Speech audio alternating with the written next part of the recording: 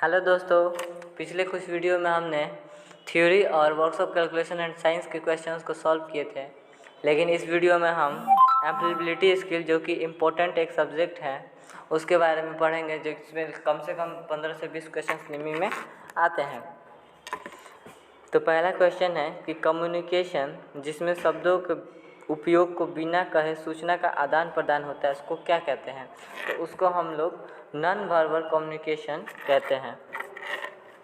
Which is not a conjunction, यानी इनमें से कौन सा एक है जो संयोजक नहीं है, यानी दो शब्दों को जोड़ने का कार्य नहीं करता है। तो इसमें एंड और बट ये जो तीन ऑप्शन है ये दो शब्दों को जोड़ने का कार्य करते हैं, लेकिन जो ऑन है वो इसका कार्य किसी भी शब्दों को जोड़ने का कार्य नहीं करता है।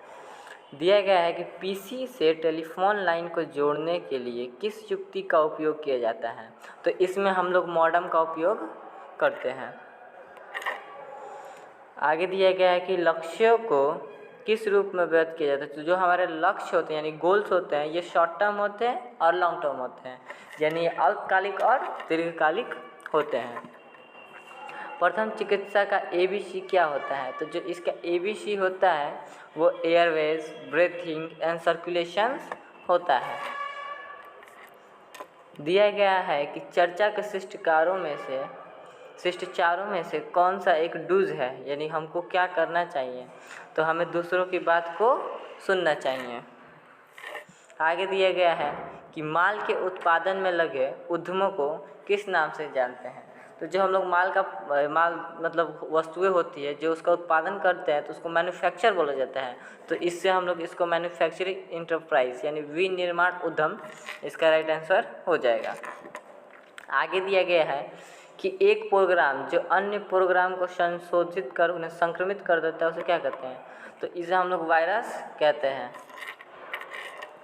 विदेशी बाज़ारों तक पहुंच प्राप्त करने और संगठनों के हित को जल्दी बढ़ावा देने के लिए किस दृष्टिकोण का उपयोग किया जाता है? तो इसमें हम लोग जॉइंट वेंचर यानी संयुक्त उद्यम का उपयोग करते हैं। इंट्रोगेटिव विशेषण के साथ रिक्त स्थान को भरना यानी WH क्वेश्चंस कौन सा इसमें सूटेबल होगा ये पूछ रहा है।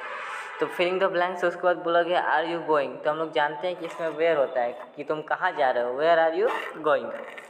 आगे दिया गया है कि वह शब्द जो अचानक और मजबूत भावना व्यक्त करता है उसे क्या कहते हैं? तो जो मजबूत भावना व्यक्त करता है उसको बोलते हैं हम विषमयादी बोधक।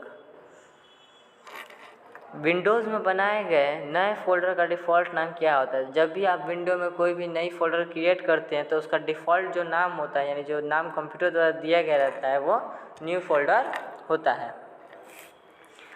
आगे दिया गया है कि एक रिज्यूम कैसा होना चाहिए? तो एक रिज्यूम छोटा और सटीक होना चाहिए।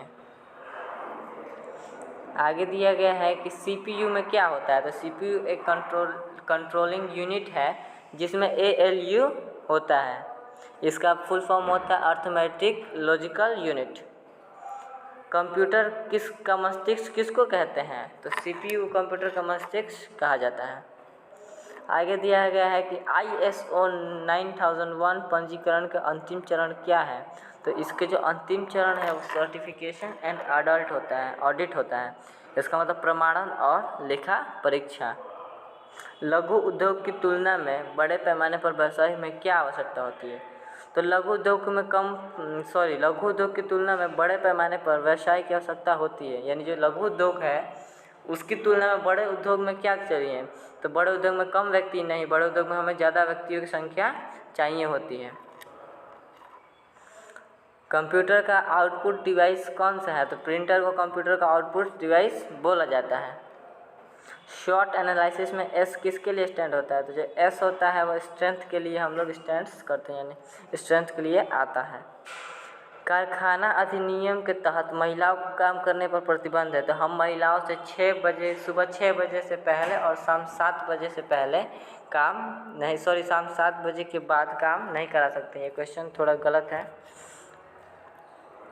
आगे दिया गया है कि चर्चा शिष्टाचार का डोंट है। तो जो डोंट यूज करते हैं वो हम अनावश्यक बहस के लिए यूज करते हैं।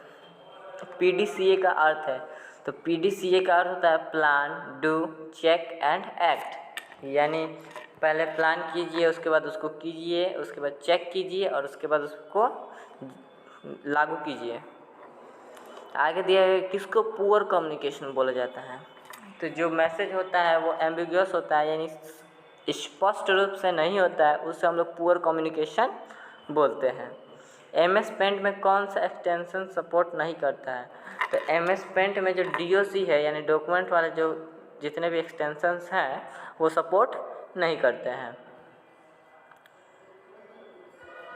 आगे क्वेश्चन पूछा है कि भूकंप को ...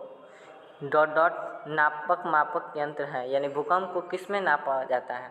तो भूकंप को नापने की जो यंत्र होता है उसको बोलते हैं सिस्मोग्राफ, यानी भूकंप सूचक यंत्र।